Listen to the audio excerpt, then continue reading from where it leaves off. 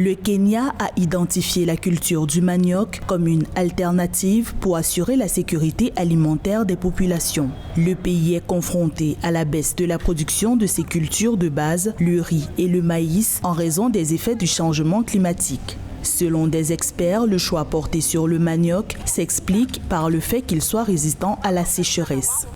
C'est une plante résiliente aux effets du changement climatique.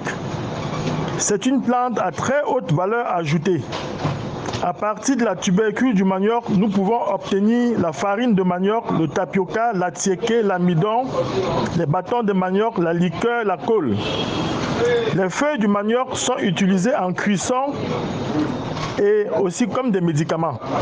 Le manioc a jusqu'ici été marginalisé par le Kenya en raison notamment de pathologies qui atteignent la culture, à l'instar de la mosaïque du manioc. Pour faire face à cette difficulté, le pays mise sur le manioc génétiquement modifié, reconnu plus productif et résistant aux maladies. Le manioc est facile techniquement et financièrement à cultiver et à entretenir. Le choix porté sur la variété OGM du manioc par le Kenya vise beaucoup plus à combattre la maladie des stries brunes du manioc. Il s'agit d'une pathologie virale considérée comme l'une des plus importantes menaces à la filière manioc du Kenya.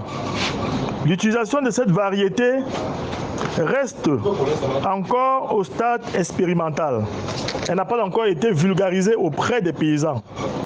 Le gouvernement kényan a l'ambition de donner une place importante à la transformation du manioc. Le pays a élaboré une stratégie nationale pour l'exploitation des racines et tubercules de la plante. L'objectif pour le Kenya est d'augmenter la production de manioc afin de réduire le déficit de maïs de 14,7 millions de sacs d'ici 2024.